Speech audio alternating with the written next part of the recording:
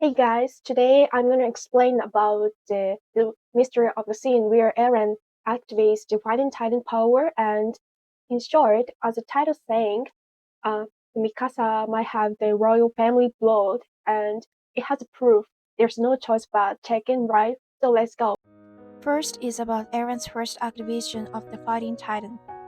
In the scene where Eren first activates the Fighting Titan by touching Dyna's Titan form, it seems a bit odd because he directed the pure Titans against Reiner and Beldod.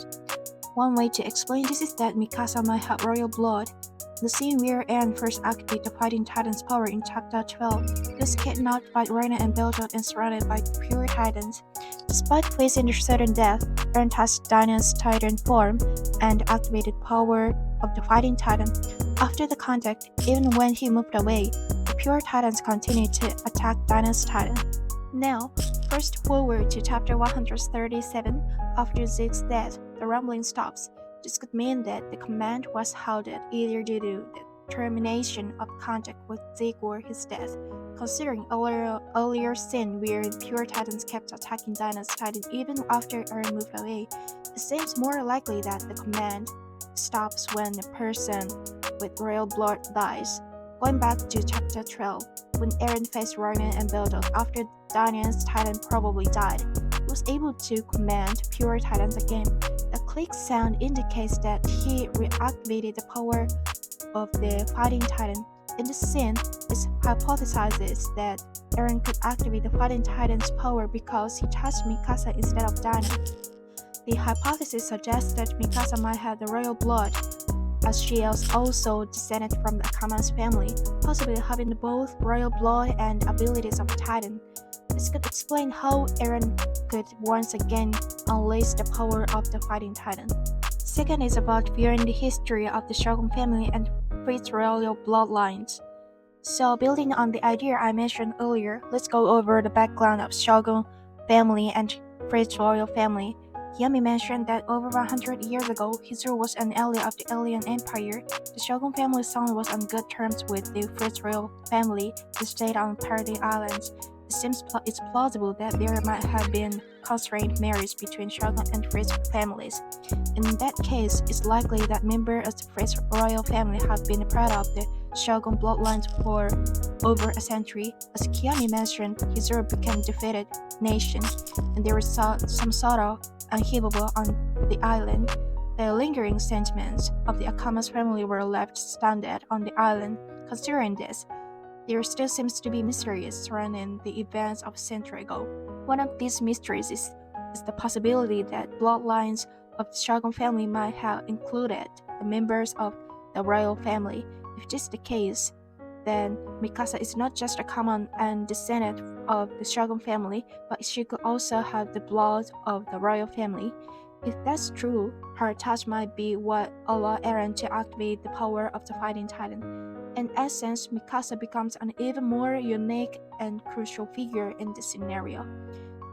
This idea suggests that Eren could tap into abilities of Fighting Titan because of his contact with Mikasa, who potentially carries the blood of both Akama and Fritz families.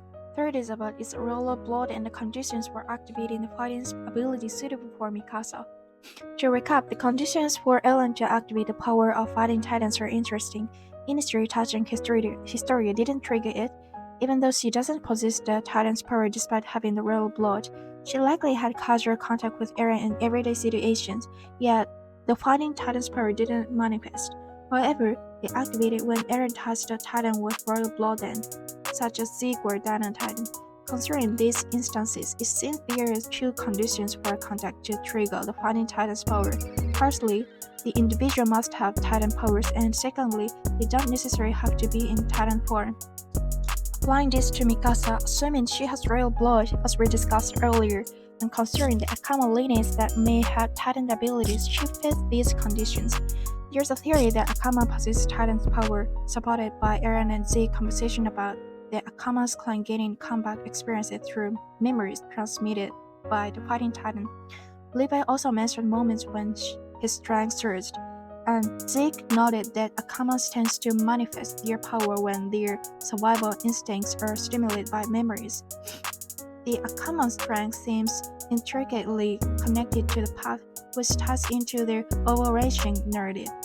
Additionally, Aaron mentioned that Akama's clan, born from Eldian Empire's history manipulating Yumeo's people, became a unique group capable of harnessing some Titan powers while remaining in human form. Considering all this, Mikasa, although unable to transform into a Titan, may possess the power of Titan through her connection to the path. Therefore, with these premises in the mind, when Eren touched Mikasa, he might have activated the Fighting Titan's power because Mikasa carries royal blood as Titan abilities and doesn't need to be in Titan form. Fourth is about numerous scenes of contact between Eren and Mikasa. To support this theory, there's an interesting Q&A response from Isayama. When asked about which bloodline would take precedence if a child were born with both royal blood and a common blood, Isayama mentioned that both would likely to be reflected. This answer is interesting because it addresses a scenario that hasn't happened in this story, adding the element of uncertainty. Secondly, there are scenes in episode 1, 3, 10, and 53 where Eren presumably accessed memories through the path after touching Mikasa. Given Mikasa's potential royal blood, he could explain why Eren recalls memories more easily after contact with Mikasa.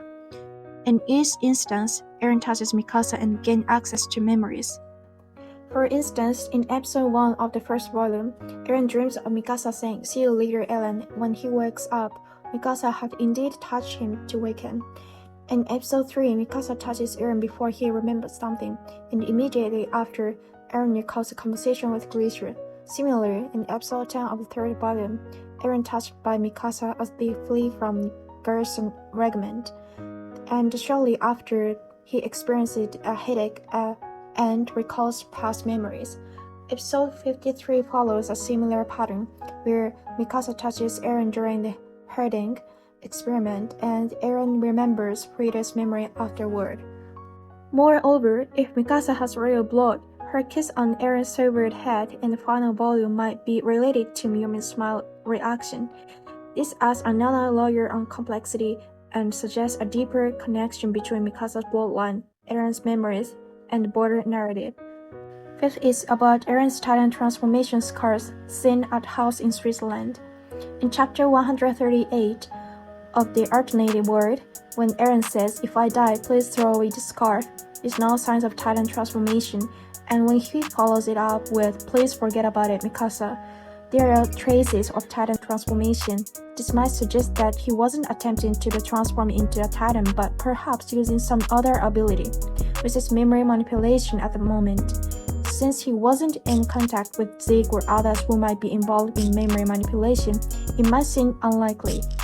However, if Mikasa indeed has royal blood, given that they were in contact, there is a possibility that Eren tries to alter memories.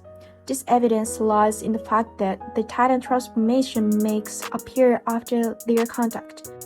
Nevertheless, considering Mikasa's Akama's lineage, the attempt at memories alteration might not have been successful.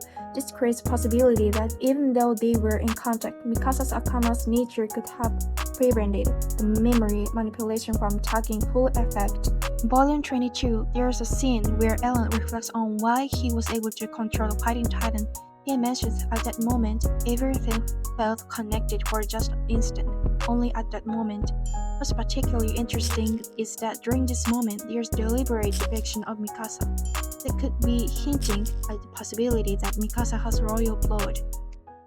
They are totally unbelievable, but that's really true, and that's why I can't stop digging these points of mystery Attack on Titan. Definitely you want to see the Attack on Titan whole story again. And anyway, thank you for watching today, and